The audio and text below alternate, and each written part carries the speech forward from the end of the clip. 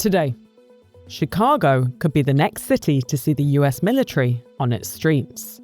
Texas redraws its election map and California hits back. Ukraine marks 34 years of independence from the Soviet Union as Russian children train in military-style camps. Floods and mudslides devastate northern Pakistan, and a new report warns that luxury tourism in Africa may be deepening inequality. It's Sunday, August 24th. This is Reuters World News, bringing you everything you need to know from the front lines in 10 minutes, 7 days a week. I'm Tara Oakes in Liverpool.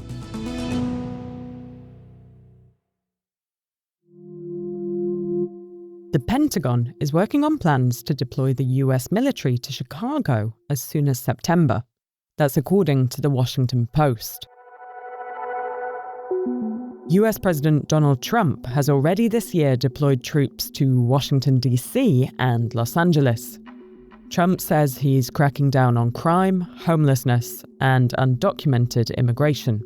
Asked for comment, the White House referred to Trump's statement on Friday when he described Chicago as a mess.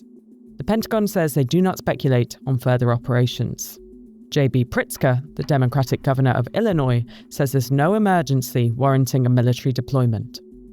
And to hear how the troops deployed in Washington, D.C. are spending their time, listen to yesterday's episode of Reuters World News and our correspondents reporting from the streets of the nation's capital. Republican lawmakers in Texas have approved a new congressional map that would give them an edge in upcoming elections. In response, California Democrats are trying to redraw maps of their own to add 5 Democratic seats. But will it be enough to give them a shot at retaking the House? Politics editor Scott Malone is in Washington, D.C. The truth is that Republicans have more options ahead of them to try to pick up additional seats than Democrats do. The Trump administration has been pushing Indiana to redistrict. There are lawmakers in Florida talking about redistricting. Ohio has to redistrict due to a kind of a quirk in state law. And they're also looking at possible changes in Missouri. That is far more than the options available to Democrats. Scott says the effects could be long-term. There's 2 things going on. One is that if Republicans do manage to break with recent historical precedent and hold control of the House of Representatives in 2026, they'd probably also keep the Senate, right? Both are up for grabs. That means 2 more years in which Trump has full control of both chambers of Congress and will be able to kind of continue to pass legislation and essentially do what he wants to do. Longer term, we're also looking at some kind of changes in population trends, including people moving into Texas, that forecasters say could actually give Republicans a real structural long-term advantage in holding the House. Today, Ukraine marks 34 years of independence from the Soviet Union. To mark the occasion, President Volodymyr Zelensky has released a video of himself standing in Kiev's Maidan Square, saying that in 100 years, Ukraine's Independence Day would still be celebrated from there. On the eve of Independence Day, Zelensky led a Flag Day ceremony, saying, "We will not give our land to the occupier." Hours later, Ukrainian drones struck Russian energy infrastructure, damaging a nuclear plant in Kursk, according to Russian officials. Zelensky has repeatedly called for Russian President Vladimir Putin to meet him, saying it's the only way to negotiate an end to the war. President Trump has threatened Russia with new sanctions if no peace progress is made within 2 weeks. The Wall Street Journal has reported that the Pentagon has been quietly blocking Ukraine from using US-made long-range army tactical missile systems to strike targets inside Russia. Reuters could not immediately verify the report. While Ukraine marks its Independence Day, in Russia, children as young as 8 are participating in military-style training camps supervised by soldiers who have fought in Ukraine. In the Rostov region, dozens of children took part in a route march exercise this week, crawling through water and sand while carrying replica weapons. And in some cases, real ones. The training is part of a wider trend in Russia to prepare even young children for eventual military service. 8-year-old Ivan Glashchenko says his most memorable part was how he threw hand grenades and fired dummy shots. The instructors include war veterans like Alexander Shopin, who was wounded in Ukraine and brought his own daughter to participate. He says he likes passing his experience on to his children, and that she found it hard but didn't want to let her friends down in a team. Now to Pakistan, where floods triggered by monsoon rains and cloudbursts have killed nearly 400 people since mid-August.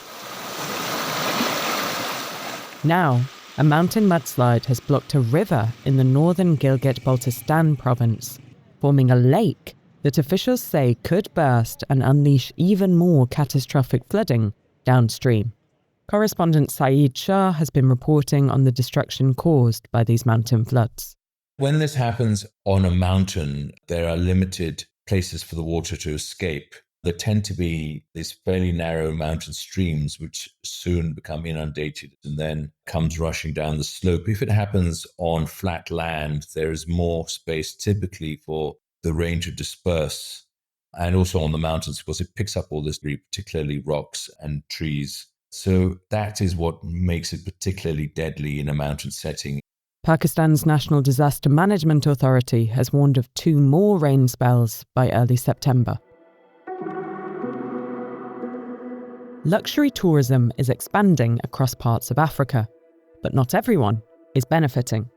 That's according to a new report from the University of Manchester that says high-end resorts often do more harm than good, cutting off local communities and deepening inequality. The research comes as a new Ritz-Carlton Safari Lodge in Kenya's Maasai Mara Reserve is drawing backlash. It promises tented suites with private decks overlooking a river at over $3,000 a night.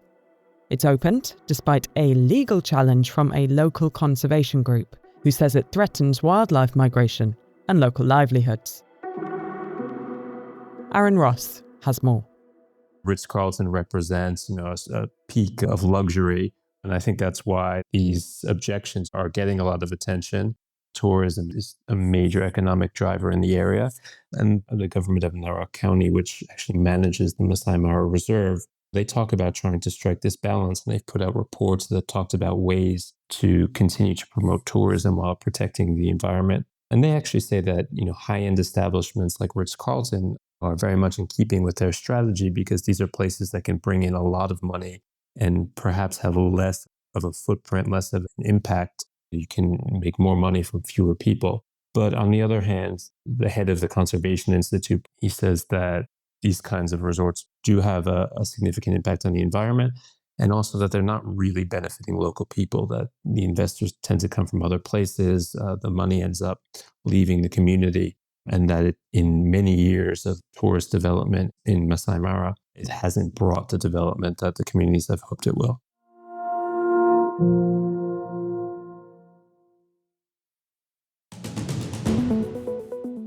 And for today's recommended read, more people are turning to AI for therapy. But experts warn it may miss warning signs and put privacy at risk. You can read more about the promise and the limitations of AI-powered mental health tools by following the link in the pod description. For more on any of the stories from today, check out Reuters.com or the Reuters app. Don't forget to follow us on your favourite podcast player, and if you're listening on a smart speaker, just ask for the latest news from Reuters, 7 days a week. We'll be back tomorrow with our daily headline show.